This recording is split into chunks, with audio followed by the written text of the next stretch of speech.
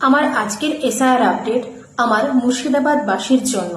যে সকল ভোটারদের নাম এসআইআর ডিলিট হয়ে গেছিল তাদের জন্য আজকের এই আপডেট। যে সমস্ত ডিলিট ভোটাররা আছেন তারা কিন্তু পুনরায় ট্রাইব্যুনালের জন্য আবেদন করতে পারেন।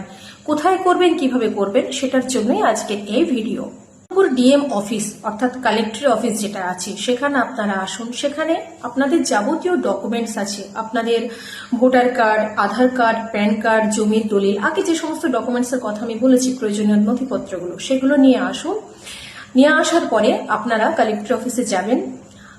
প্রথম তলাতেই হচ্ছে এই সমস্ত কাজকর্মগুলো, সেখানে যাবেন। আপনারা গেলেই বুঝতে পারবেন ওনারা আপনাদেরকে দুটো ফর্ম দেবে। সেই দুটো ফর্মে কিন্তু আপনারা অবশ্যই আপনাদের সমস্ত তথ্য মেনশন করবেন।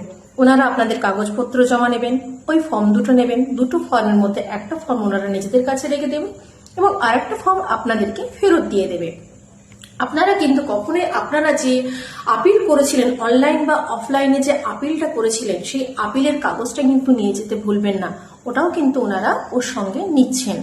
আর একটা কথা, আপনারা যে ফার্স্ট ক্লাস কোর্ট এফিডেভিটটা করে রেখেছেন জুডিশিয়াল ম্যাজিস্ট্রেট বা এক্সিকিউটিভ ম্যাজিস্ট্রেট, সেটাও কিন্তু দিতে ভুলবেন না। আমার কাছে যতদূর খবর আছে, আগামীকাল অর্থাৎ 16 জুন 2026 ও 17 জুন 2026 কিন্তু এই ডকুমেন্টস জমা দেওয়ার শেষ তারিখ। তাই আপনারা দেরি না করে অবশ্যই বহরমপুর কালেক্টরি অফিস অর্থাৎ বহরমপুর ডিএম অফিসে আসুন এবং তাড়াতাড়ি আপনাদের সমস্ত নথিপত্র ওখানে জমা করুন। তাইকে বারবার বলছি, আপনাদের কাছে যে ডকুমেন্টস গুলো আছে সেগুলো কিন্তু সবটাই নিয়ে আসবেন। সমস্ত কাগজপত্র কিন্তু জমা দেবেন, কোনো কাগজপত্র যেন মিস না যায়। এটাই হচ্ছে আপনাদের ট্রাইব্যুনালের কিন্তু শেষ সুযোগ।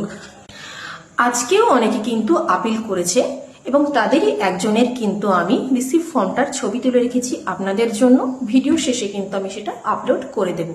আর আপনাদের সকলকে আমি বলছি যে আপনারা যখনই ইনফরমেশনটা পাচ্ছেন আপনারা কিন্তু অবশ্যই আর দেরি করবেন না, আসবেন এবং এই ভিডিওটা বেশি করে শেয়ার করবেন, যাতে কিন্তু অন্যান্য মানুষরাও এই বিষয়টা জানতে পারে।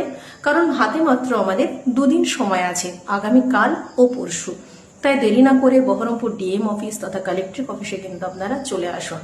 আরও অন্যান্য বিষয়ে জানার থাকলে আমাকে কমেন্ট বক্সে অবশ্যই কমেন্ট করবেন। আমি অ্যাডভোকেট নাফিসা ইসলাম, যতটা পারবো আপনাদের পাশে থাকার চেষ্টা করব। ধন্যবাদ।